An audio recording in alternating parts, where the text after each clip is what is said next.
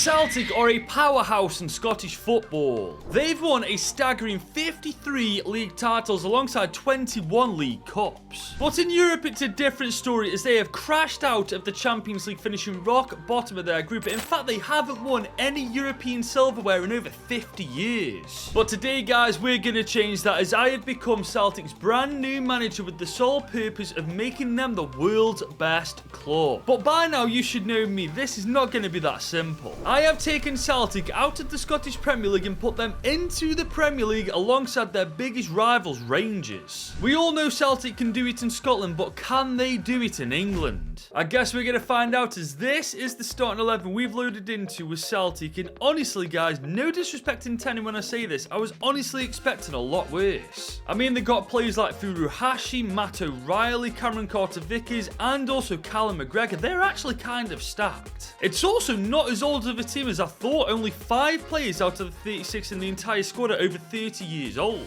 And when you look at the highest rated players, guys, only 2 of them are above 25 years old. Honestly, the more I'm looking into the Celtic team, the more I like it. We also have 37 million in our budget to begin season 1 with. It's not an amazing budget, so we probably will have to sell players, but honestly, it's still pretty decent. But despite this team being a lot better than I originally thought it was going to be, I still want to put my spin on it. And the first thing we're going to do is rock the 4-3-3 flat variation. This will make all the sense in the world in just a moment. But we are going to be gegenpressing with this formation, guys. If you think for a second I'm just going to sit back and let Liverpool, Man City and Arsenal just attack us all game, you got another thing coming. Because after proper meddling with this team, this is by a mile the strongest starting 11 we can field. It's definitely not going to survive the Premier League as it is right now, but that's where the transfer window comes in. Now, we've established our budget's decent, but it's not quite good enough, I don't think. So I'm selling a couple of players on and loaning a whole bunch out instead. But either way, guys, by the end of it, we'll have way more money, hopefully. But after managing to sell every player on that transfer list, we only accumulated 10 more million. I mean, 47 million's decent, but it's definitely not what we were after. But we're going to have to make it work, as when we look at the team, guys, it's clear as day we need a better right back, a better centre back, and a better goalkeeper. If we don't sort those positions out, we're as good as relegated, ladies and gents. And guys, I've wasted no time in bringing Jan Sommer into the team. He's granted 34 years old, but he's 85 overall. And if we are to survive our first season in the Prem, we need somebody of his quality in between the sticks. And for only 10.8 million, we made this happen. Following him is Brazilian centre-back Morato from Benfica. Only 22, already 77 rated. He's 6'4" as well. I honestly feel like he's going to be a pivotal part in our survival this year. And finally, for that right back role, Milan van Ewijk from Coventry City. Only 22, 75 rated. We all saw what an absolute tank he turned into in the Coventry City video, so I'm hoping he can do the exact same thing for this one too. But guys, we basically bankrupted ourselves by bringing in both of these defenders, as we spent 27 million combined. And after the contracts were sorted, we've got 2k left in our budget. It's safe to say our transfer window is done for season 1. But here's how we are lined up going into our first year in the Prem with Celtic, and honestly, I think we've done enough to survive.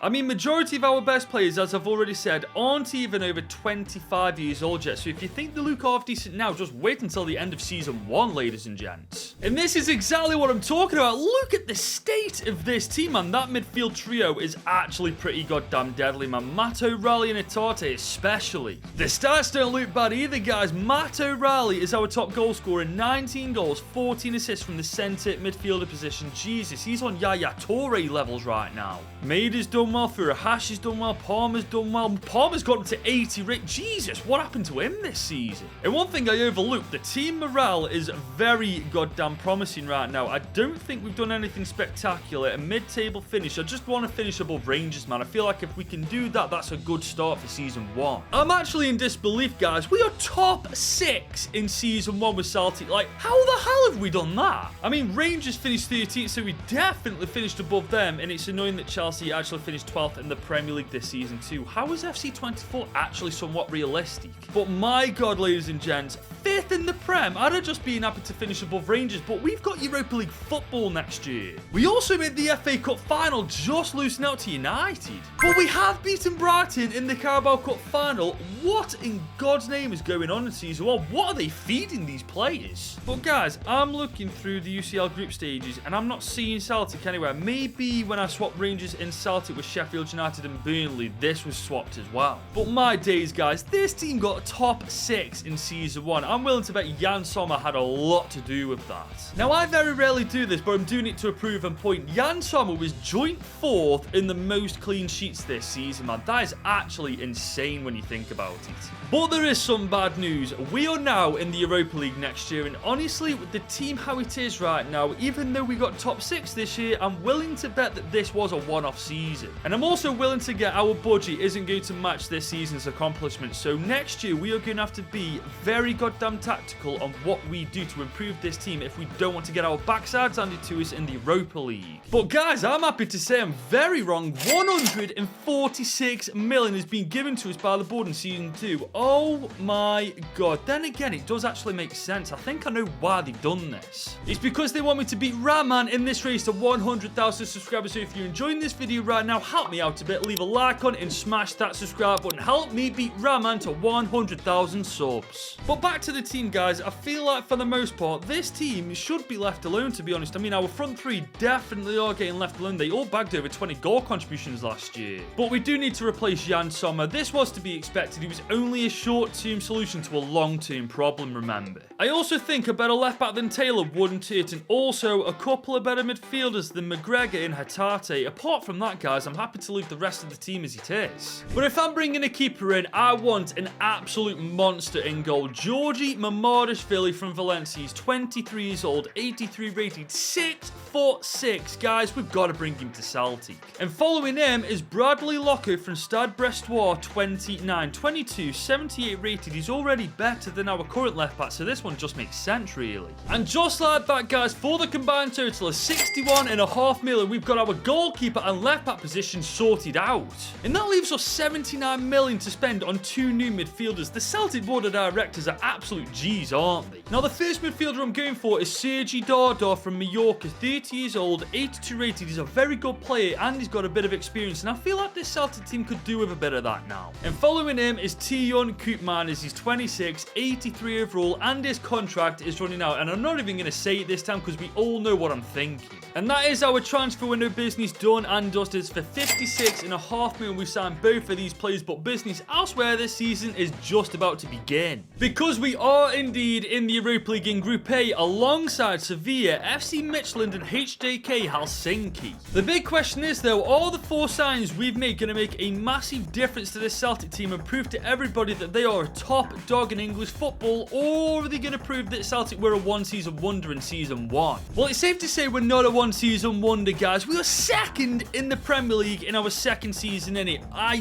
don't have any words for this, man. I'm in genuine disbelief. What is going on? Our rivals finished basically where they did last year, mid-table, whilst we are absolutely flourishing in the Prem. However, this time we only made it to the quarters of the FA Cup before getting knocked out on pens by Arsenal. And this time we couldn't quite win the Carabao Cup. The Hammers beat us in the final 2-0. However, we did make it out of the group stage in the Europa League. We do only make it to the prelim round because we finished second though. And that's all we made it to, ladies and gents, as Lazio knock us out 4-2 on aggregate. I can't get over how good this team looks, guys. We've only been in charge of them for 2 years. Could you imagine what they'll look like in a couple more seasons? And our stats, as you can clearly see, are once again pretty damn good. Shout out to Sergi Dardar, by the way. 16 assists for the centre midfielder. That's brilliant. I think the naysayers that say that Celtic are a one-hit wonder are out of the window and in the bin now. We cannot deny Celtic anymore in the Prem. But having said that, there's still some areas of this team that we do need to improve. So he's hoping that the budget next year is just as good as it was this year. And the board of directors haven't disappointed. 174 million. I'm telling you, they want me to beat Rahman in that race to 100k, so you better like and subscribe. Now, with us being in the UCL, I feel like we have to be ruthless on what we do, ladies and gents. Our midfield is absolutely solid. So is our defence and goalkeeper, which just leaves our front three. Now, Palmer actually isn't going anywhere. He's not on the chopping block. He's 81 rated. He's only 25. He's still growing quite well, so I feel like we give him a shot this year again. However, Maeda and Furuhashi, I think they're time's up in the starting 11. I just don't think they're going to help us to actually compete in the UCL. But I don't want to just replace Furuhashi and Maeda with any old players. I want to replace them with their international teammates. The first player being Kaoru Mitoma. He's only 28, he's 82 overall, and we all know what an absolute monster this guy is in real life. And you probably guessed it as well, Takefusa Kubo is joining us too. He's 24 years old, 85 rated, can play on the wing and a striker, and you may have guessed I am going to convert him to a striker, or at least try to. And for the total sum of £116.5 million,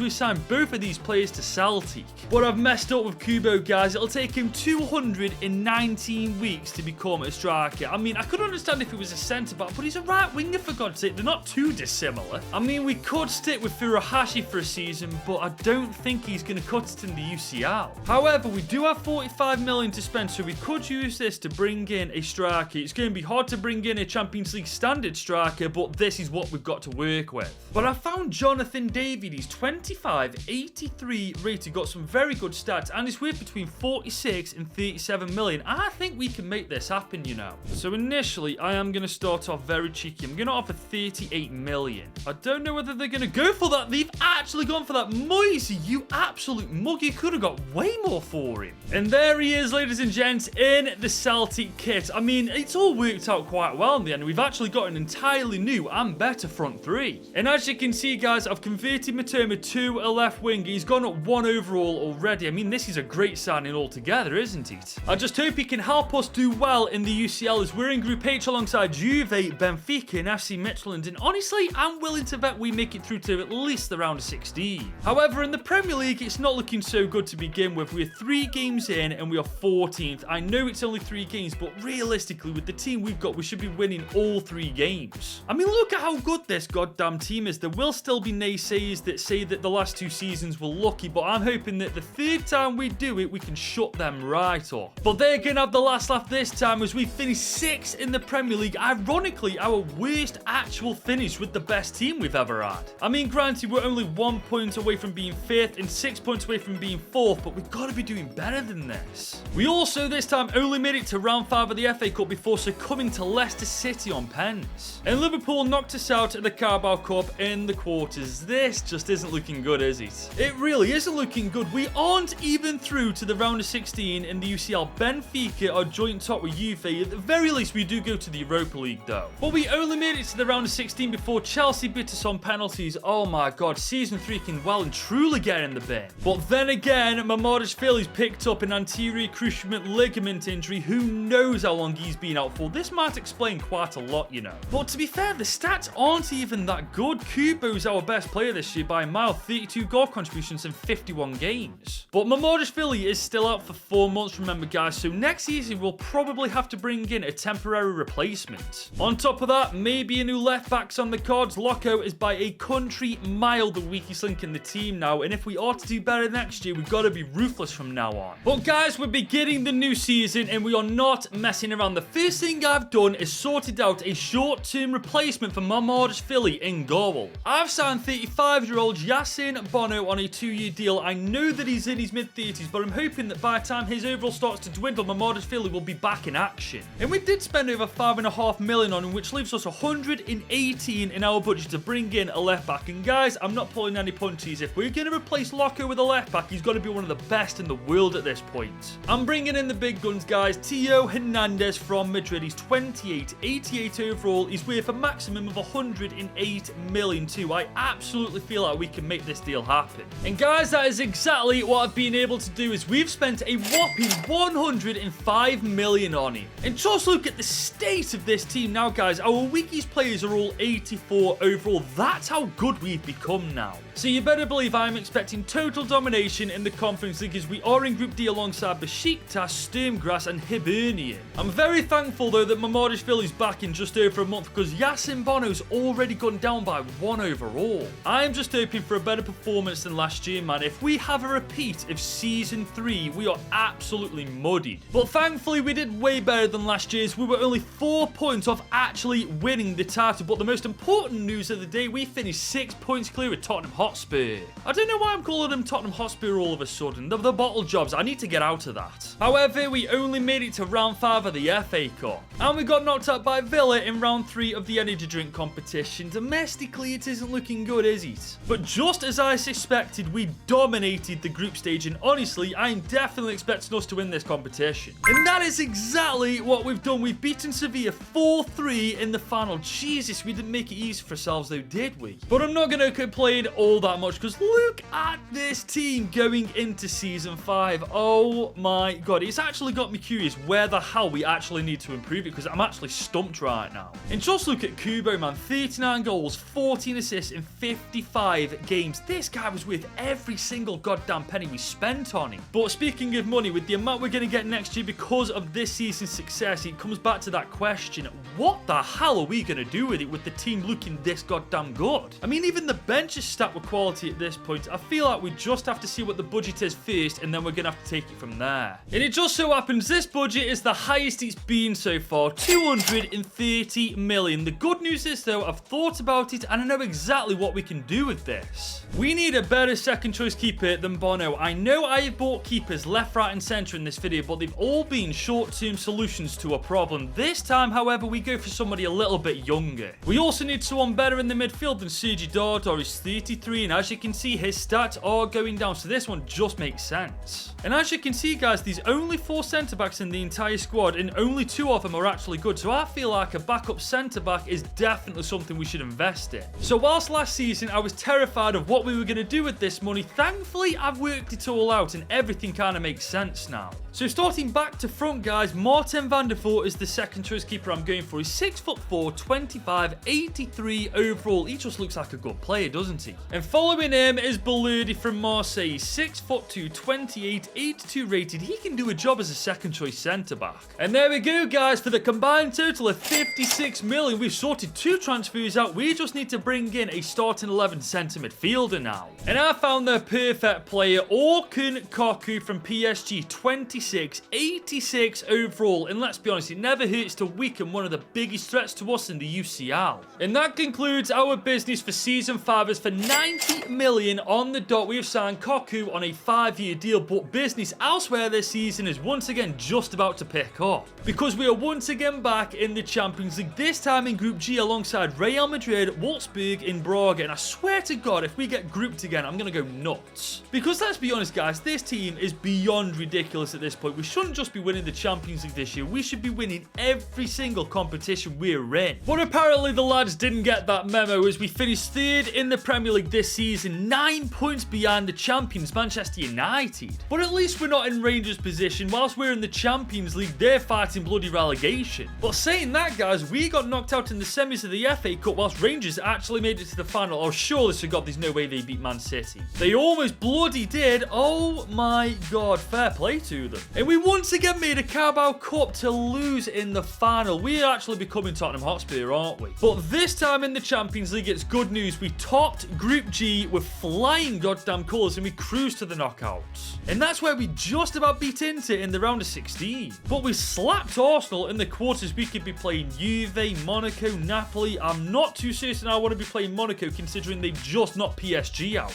But we instead drew Juve and smashed them 3-0 in the semis, and we're playing Monaco in the final. Oh my God. How are Monaco going on this tear, man? PSG and then Napoli, both teams they really shouldn't be beating. But then again, that is a very good team they've put together. Delap, Hjulmand, Elise, Antonio Silva. Oh my God, this is actually going to be a lot more challenging than I thought. But then again, our front three have defo been on form, guys. Jonathan David with 36 goal contributions, 22 and 16 for Kubo, and 18 and 9 for Karu Matoma. And for once, guys, we've got our full strength starting 11 going into the final. Van Ewing Iwick's knackered for some reason. I'm not even too sure why, but he just is. And it's safe to say with all the trophies we've won so far with Celtic in England, they can absolutely do it in England as well as in Scotland.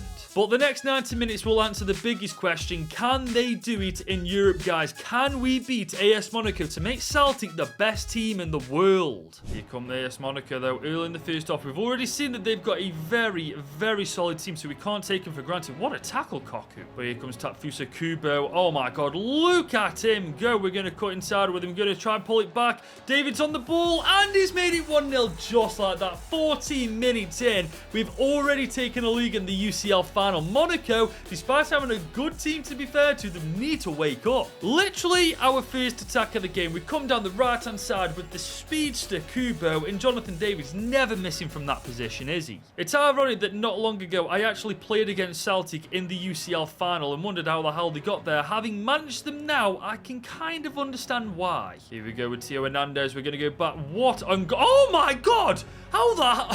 What a crossing goal that would have almost been. Kaku's now on the ball. He's got a bit of space. Let's have a pop from distance. Oh, what a save. Here comes Theo Hernandez on the edge of the box. We found... Oh, my days. What a goal that would have been. Here comes Liam Delap. He's trying to find somebody in the box. All he's found is our defender. But Monaco are coming to life in the Champions League final. 37 minutes just gone on the timer, and that goes over the bar. We got Theo Hernandez on the ball. He is so goddamn quick. Look at him go. Okay, maybe not. He's just bloody ran it out of play. What am I doing? Here comes Kubo. We're going to spot Milan Van Ewijk. Such a goddamn baller on this game, and we're going to come back. We're going to try and cut it inside. Koku is there. Oh, we just can't get the shot off. Theo Hernandez coming forward early in the second half. He's found O'Reilly. Such a beast he's turned into. What a bit of play this is. Oh my God, what a goal that would have been. Yes, Monaco's keeper needs to cut it out now. Matt O'Reilly to take the corner. Our first corner of the game. Can we make it count? No, we can't quite get enough on the header. Cameron Carter-Vickers is coming forward. Matoma's now on the ball. He's been taken out. Referee. How the hell is that not a free kick? We've got the ball with Kubo now. Look at him go once again, causing mayhem on the right hand side of the pitch. I think he's left footed. We're going to try it with our left, and he goes straight at the keeper. Monaco are coming alive down this left hand side. Van Ewik's in chase. They come back to Kamara. Van Ewik's there though. Oh, okay, maybe not. Monaco still got the ball in our area. We need to get it away. Ref, bro, get it away. What are you doing? Oh my God, this is too close for comfort. How the hell did we not concede in that position? But we're going to try and find Jonathan David. Can we get past Spilliers? I don't think we can. Monaco coming forward now. We need to put a tackle. Jesus, Murato, what a tackle. That could be the game-winning tackle as we're still under attack. What a save from Amadashvili. We are fighting for our life right now, ladies and gents. Monaco are absolutely killing us, but that's the full-time whistle. We've done it with Celtic, ladies and gents. Not only have we made them the best team in England, we have made them the best team in the world. That age-old stigma can be cut completely out now. Celtic can not only do it in Scotland, but now England and, of course, in Europe. But that is our job now done and dusted with Celtic. But if you enjoyed watching that, you should click here to watch this.